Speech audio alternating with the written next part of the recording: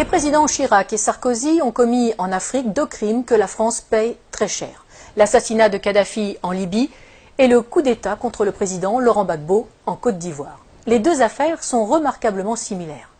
Pour résumer, dans les 2 cas, un président français en exercice a sciemment utilisé la force militaire française contre un pouvoir légitime d'un État tiers pour imposer un régime plus favorable à des intérêts privés et, semblerait-il, également pour éliminer des preuves de financement occulte de campagnes électorales françaises. Et ce sont les populations tant françaises que libyennes ou ivoiriennes qui en paient le prix humain, financier, sécuritaire et démocratique. C'est le cadre général tant en Libye qu'en Côte d'Ivoire. Sur le cas libyen, nous avons régulièrement sur ce même plateau détaillé les conséquences migratoires catastrophiques pour l'Europe et la France depuis que le verrou libyen a été brisé. Nicolas Sarkozy devra en répondre devant la justice, pour l'instant du seul volet financier qui a conduit à l'assassinat du leader libyen avec la complicité des services secrets français, mais il devra également rendre compte tôt ou tard avec le fauteur de guerre BHL des conséquences mortifères pour le peuple libyen et pour l'Europe. Ces 2 hommes ont du sang sur les mains et quelle que soit leur caste, ils devront rendre des comptes. Le cas de Laurent Gbagbo est lui aussi exemplaire. Il est socialiste, mais il est surtout francophile, historien, écrivain, catholique, patriote et n'appartient à aucune loge franc-maçonne. Ce qu'il désire plus que tout, c'est que la Côte d'Ivoire se libère de la France-Afrique que nous avons dénoncée dans notre dernière édition. Il veut aller, comme il le dit lui-même, au-delà des discours. Je cite: « Pour l'instant, il n'y a que des discours, tant que les piliers seront debout, la présence de l'armée française, le franc CFA et le choix des présidents, la souveraineté des pays d'Afrique ne sera qu'un leurre et la France-Afrique, la réalité. C'est un anachronisme, un scandale tellement énorme, cette dépendance. » Fin de citation. Il va vite devenir l'homme à abattre, d'autant qu'il n'est pas prompt à accepter les exigences de Villepin ou de Chirac qui attendaient, selon ses propos, des valises de billets et pas des valises de francs CFA. Longtemps opposant à Félix Houphouët-Boigny, emprisonné pour cela par le Premier ministre de l'époque, un certain Ouattara, qui est désormais l'actuel président, il est élu à la présidence de la République de Côte d'Ivoire en 2000 face à Robert Guéhi. Dès lors, la France n'aura de cesse de lui faire quitter le pouvoir de gré ou de force. Dès 2002, il doit faire face à une tentative de coup d'État par des éléments armés par le Burkina Faso. Non seulement la France ne le prévient pas de l'attaque, comme Laurent Gbagbo le dira plus tard, bien sûr qu'ils ne m'ont pas prévenu puisqu'ils étaient dans le coup. Mais Michel Alliot-Marie, alors ministre de la Défense de Chirac, refuse de faire jouer les accords de défense pourtant imposés à l'indépendance en 1960 par Paris. C'est une affaire ivoiro-ivoirienne, dira-t-elle. Henri Emmanuelli, ancien président PS de l'Assemblée nationale, expliquera cette trahison par cette sentence, je cite: « Laurent Gbagbo a eu depuis le début un souci, faire de la Côte d'Ivoire un pays indépendant. C'est cela qui ne lui a pas été pardonné. » Pour Laurent Gbagbo, ce coup d'État est la conséquence directe d'une loi sur l'assurance maladie qu'il a fait voter. Une loi destinée à mettre en place 2 caisses, une pour les paysans, une pour tous les autres travailleurs, financée par les bénéfices du cacao, du café, de l'EVA, mais aussi des mines de diamants et d'or. Les compagnies de la France-Afrique y voient une menace trop grande pour leur marge. Le coup d'État est donc lancé. La moitié nord du pays sera depuis cette date sous la domination de bandes de pillards et de rebelles. L'immigration de dizaines de milliers d'étrangers et la distribution de cartes d'électeurs visent à fausser le vote des Ivoiriens et à faire main basse sur le sud, Eldorado agricole et minier de l'Afrique. 30% de la population ivoirienne est, selon les dernières estimations, d'origine étrangère. En 2010, lors de l'élection présidentielle à Bouaké, fief de la rébellion et de Ouattara, on relèvera 250 000 votes exprimés pour 150 000 électeurs inscrits. Mais les événements ne vont pas assez vite. Pire, le régime légal de Laurent Gbagbo tient bon et avance vers la modernité. Décentralisation, création de conseils généraux qui s'attellent à la construction de lycées, de dispensaires, de routes. Les succès du Sud, sous le contrôle du pouvoir légal d'Abidjan, font rêver les Ivoiriens de la partie nord qui subissent les pillages et l'arbitraire des rebelles qui soutiennent Ouattara. Laurent Gbagbo est de plus en plus populaire. Si Laurent Gbagbo n'est pas dupe, il confiera depuis sa cellule à La Haye, je cite, « Pour anticiper les coupes d'État, il me suffisait de suivre les cours du cacao ». Il fait preuve de retenue, accepte de discuter même avec les rebelles, et malgré le double jeu du gouvernement français.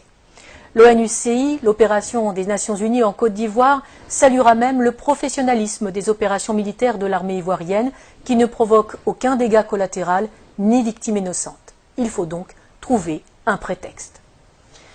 La première tentative majeure date du 6 novembre 2004. Deux Sukhoi de l'armée ivoirienne, pilotés par des mercenaires biélorusses, bombardent la zone de confiance, dénommée aussi ZOC, notamment à Man et Bouaké, et font 9 morts et 39 blessés parmi les soldats français. L'armée française réagit et détruit les moyens aériens de la Côte d'Ivoire, ce qui l'empêchera de lutter efficacement contre les rebelles. La force Licorne doit se lancer à l'assaut d'Abidjan.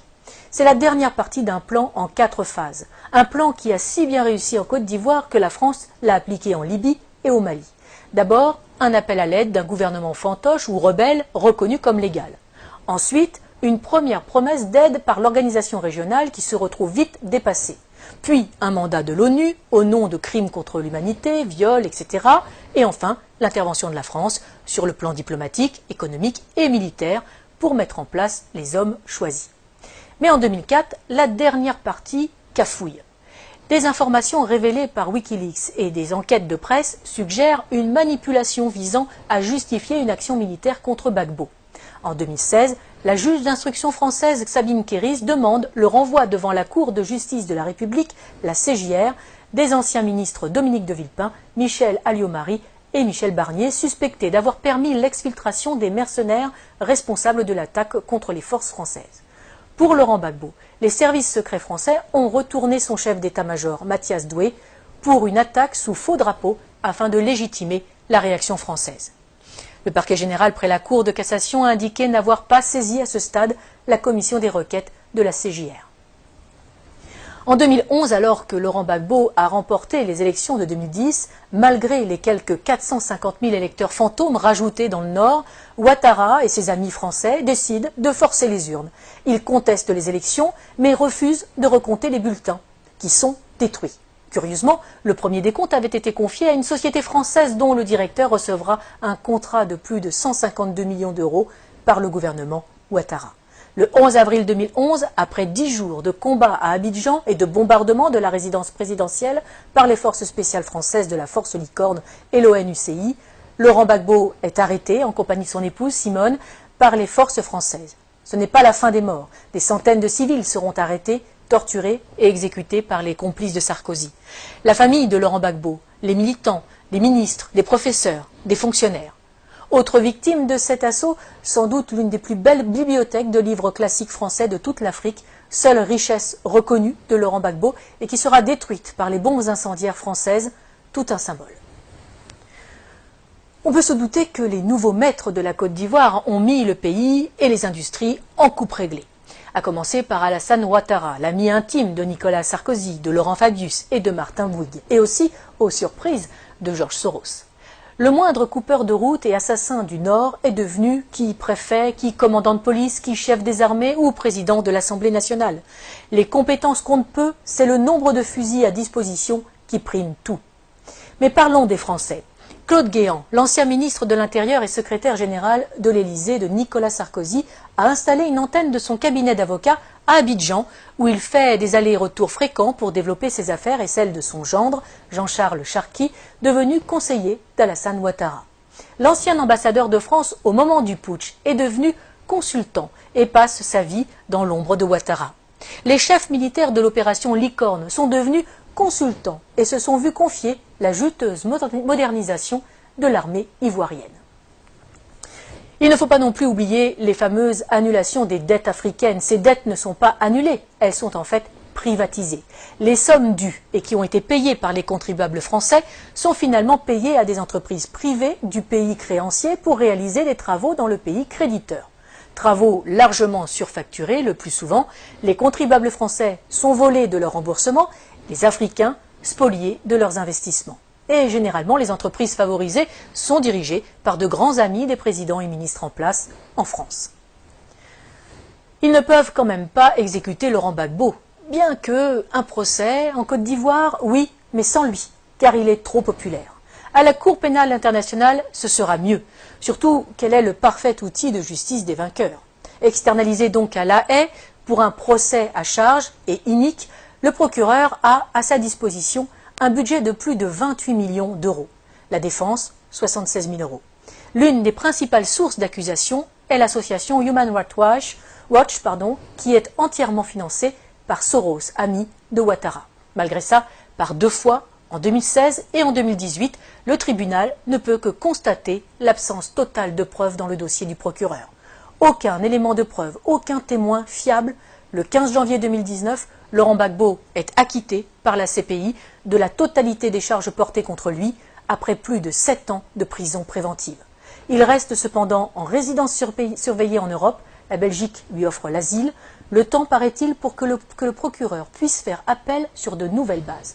Lui, qui n'a jamais réussi à monter un dossier alors qu'il a travaillé main dans la main avec Ouattara et les gouvernements français. Nous n'avons fait ici qu'effleurer ce sujet vaste et complexe qui pourrait servir de trame à une série d'espionnage et de géopolitique. Pour ceux qui voudraient aller plus loin, qu'ils n'hésitent pas à lire l'ouvrage « Libre pour la vérité et la justice » de François Mattei aux éditions Max Milo. Il est le fruit des entretiens de l'auteur avec Laurent Gbagbo pendant ces 7 années de détention arbitraire. Publié quasiment à la veille de la libération du président ivoirien, ce livre est la preuve que Laurent Gbagbo a eu raison trop tôt.